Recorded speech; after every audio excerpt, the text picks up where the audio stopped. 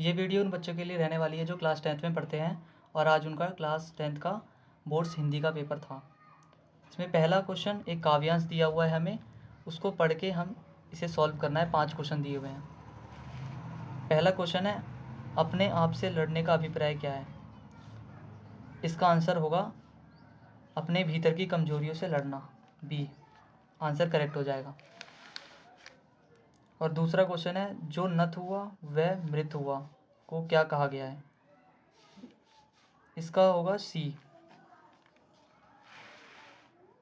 और तीसरा इस काव्यांश का होगा, काव्यांश का संदेश क्या है?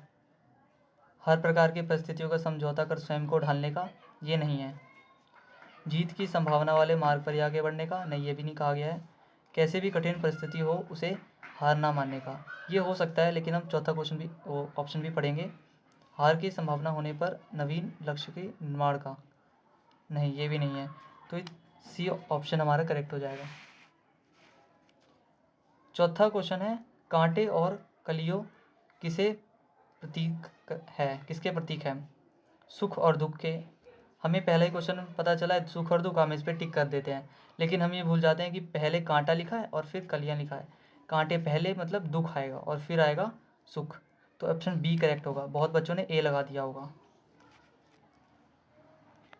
पांचवा क्वेश्चन कथन और कारण वाला है। इसमें कथन है, मानव मात्र की जीवन संघर्षपूर्ण है। हाँ, सही है। ये मानव मात्र को अपने जीवन की सम विषम हर तरह की परिस्थितियों को डटकर सामना करना चाहिए, ये भी सही है। अब हम देखते हैं क्या इसका ये कारण है। कथन क्या है? मानव मात्र का जीवन संघर्षपूर्ण है। इसका कारण होना चाहिए, क्यों संघर्षपूर्ण है?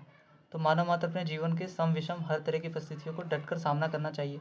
ये कारण नहीं दे रखा है, इसमें एक एडवाइस दे रखा है, करना चाहिए। इसमें करना चाहिए लिख दिया, इसलिए ये इसका कारण नहीं होगा। तो हमारा ऑप्शन डी करेक्ट हो जाएगा। कथन और कारण दोनों सही है, लेकिन कारण कथन की सही व्याख्या नहीं करता है। हमारा दूसरा क्वेश्चन एक गद्यांश दिया है, हमें उसे पढ़ के 5 क्वेश्चन को सॉल्व करना है। पहला है, किसी भी देश के आधारभूत विकास के लिए आवश्यक है तकनीकी शिक्षा का विकास। ये हमें पैसेज में से ही करना है, गद्यांश में तो दिया है उसे ही करना है। तो यहाँ गद्यांश में ये नहीं था, ना ही चिकित्सा शिक्षा का ये था। किसी भी भाषा में शिक्षा देना, ये भी नहीं कहा गया है। गद्यांश में मातृभाषा के बारे में कहा गया है, मातृभाषा में शिक्षा का विस्तार होना। ऑप्शन डी हमारा करेक्ट हो जाएगा। दूसरा, स्वास्थ्य और चिकित्सा की दृष्टि से कौन कौन से देश अच्छी स्थिति में हैं? मातृभाषा में शिक्षा देने वाले देश, ये गद्यांश में था। और हम ऑप्शन दूसरा भी देख लेंगे। और दूसरा है, अपनी राष्ट्रभाषा में मातृभाषा बनाने वाले देश, राष्ट्रभाषा मातृभाषा के सामने मानने वाले देश, अंग्रेजी भाषा से दूरी बनाने वाले देश। और ए ऑप्शन हमारा करेक्ट हो जाएगा, जिसमें गद्यांश में दिया भी हुआ था मातृभाषा में चिकित्सा शिक्षा देने वाले देश। ये पूरा गद्यांश मातृभाषा के ऊपर था ये हमारा। और तीसरा क्वेश्चन है, भारत में क्षेत्रीय भाषाओं के अपेक्षाकृत कम विकसित होने के क्या कारण है?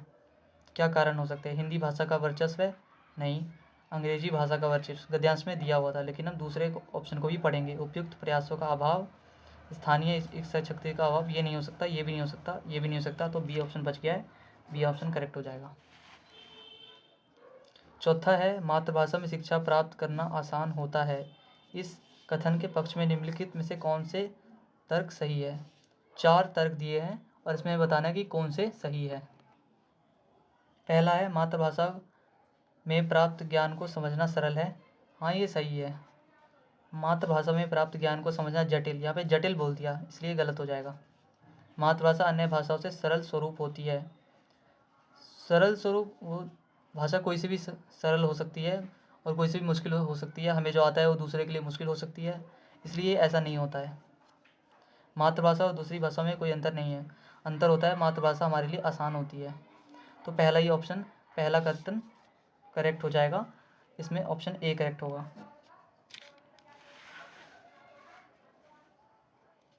पांचवा क्वेश्चन कथन और कारण वाला है। कथन दे रखा है, भारत में शिक्षा के माध्यम में बदलाव वर्तमान की आवश्यकता है। शिक्षा के माध्यम में बदलाव, ये बता रहा है कि आवश्यकता है। और कारण इसका, शिक्षा के माध्यम के प्रति दृष्टिकोण समाज के क्रांतिकारी परिवर्तन ला सकता है। तो समाज में क्रांतिकारी परिवर्तन ला सकता है, इसलिए इसकी आवश्यकता है। तो यानी ये दोनों ही सही है और इसका व्याख्या भी सही है, तो ऑप्शन सी करेक्ट हो जाएगा, जिसमें कथन सही है और कारण कथन की सही व्याख्या है। ये गद्यांश और काव्यांश वाले आपके दो ही क्वेश्चन, अगर ये पाँचों पाँच दोनों के सही हो जाते हैं तो आपके 10 नंबर आ जाते हैं।